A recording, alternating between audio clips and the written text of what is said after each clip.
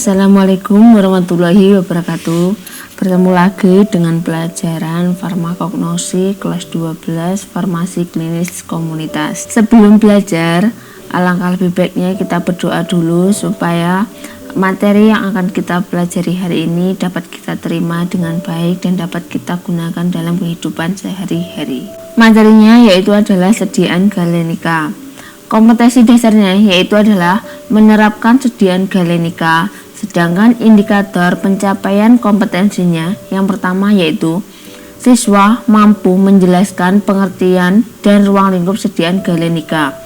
Yang kedua, siswa mampu mengelompokkan sediaan galenika. Yang ketiga, siswa mampu membuat sediaan galenika. Istilah galenika diambil dari nama seorang dokter Yunani kuno, yaitu Claudius Galenus atau yang kita kenal dengan sebagai Galen, tahun 129 sampai 200 Masehi. Galen menyiapkan formulasi obat dari bahan alam tumbuhan dan hewan sehingga muncul ilmu obat-obatan yang disebut ilmu galenika. Galen memiliki pengaruh besar terhadap perkembangan kedokteran Eropa dan membuat standar dasar untuk kedokteran modern. Galen meneruskan penelitian ilmu kedokteran Hippocrates pada zaman Renaissance.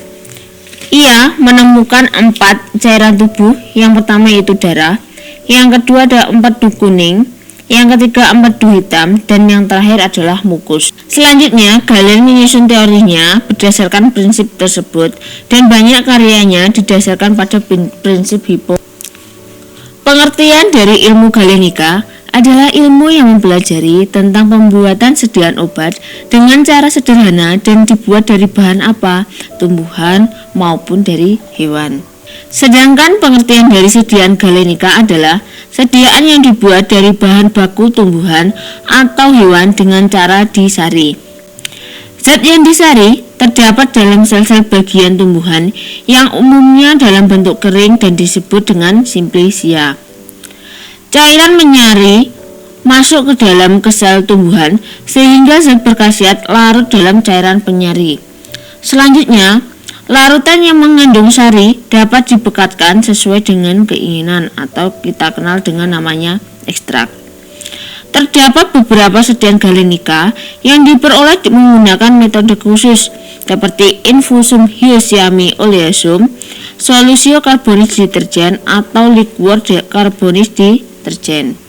Tujuan dibuatnya sediaan galenik yang pertama adalah untuk memisahkan zat berkhasiat yang terkandung dalam simplicia dari bagian yang lain yang dianggap tidak bermanfaat. Yang kedua, membuat suatu sediaan yang sederhana dan mudah dipakai. Dan yang ketiga adalah agar obat yang terkandung dalam sediaan tersebut stabil dalam penyimpanan yang lama.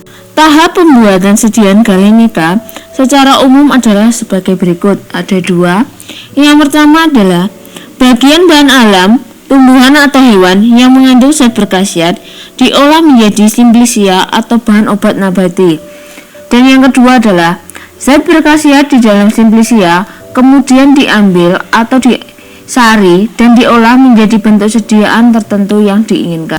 Hal-hal yang perlu diperhatikan dalam membuat sediaan galenika ada 4.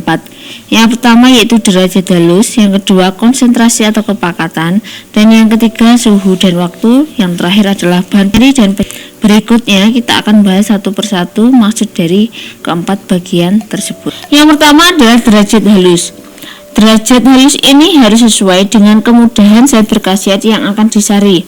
Semakin sulit disari, simplicia harus dibuat semakin halus. Pada umumnya, semakin halus ukuran simplicia, maka semakin cepat penyarian berlangsung dan semakin banyak jumlah zat berkhasiat yang dapat disari. Namun, kehalusan simplicia memiliki tingkat optimal karena jika terlalu halus dapat merusak sel tumbuhan dan dapat menyulitkan proses penyarian atau pemisahan. Tingkat kehalusan dikenal dengan istilah derajat halus serbuk. Contohnya, derajat kehalusan adalah ekstrak beladon yaitu 85/100, ekstrak kue pandak 8/24, dan tinctur valerian yaitu adalah 10/22. Yang kedua adalah konsentrasi atau kepekatan.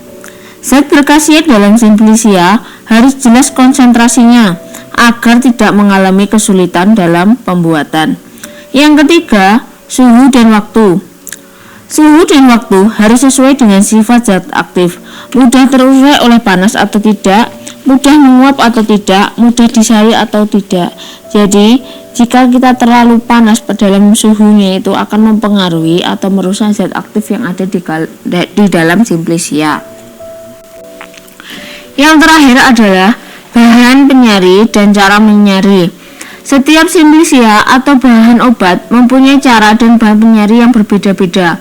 Oleh karena itu, cara ini harus disesuaikan dengan sifat kelarutan obat atau simplisia yang akan kita ambil zat aktifnya dan daya serap bahan penyari ke dalam simplisia yang akan kita gunakan. Pengelompokan sediaan galenika. Yang pertama berdasarkan bentuknya ada 3. Yang pertama adalah hasil penyarian. Ada ekstrak, tinktur, dekokta atau infusa. Yang kedua adalah hasil penyulingan. Contohnya adalah aqua aromatica atau air aromatik, olea volatilia atau minyak mudah menguap, dan yang terakhir adalah olea pinguia atau minyak lemak. Dan hasil yang ketiga adalah sirup. Sedangkan pengelompok sediaan galen berdasarkan cara pembuatannya yaitu ada 4. Yang pertama adalah aqua aromatica atau air aromatik, yang kedua ada ekstrakta atau ekstrak, dan yang ketiga adalah sirupus atau sirup. Yang keempat ada spiritus aromaticus atau sirup aromatik. Sekian materi pada pertemuan hari ini tentang sediaan galenika, ruang lingkup galenika, dan cara-cara bahan-bahannya apa saja, cairan penyarinya, hal-hal yang harus diperhatikan. Silahkan kalian pelajari, kalian tulis ulang kembali, dan semoga ilmu yang kita pelajari hari ini dapat bermanfaat.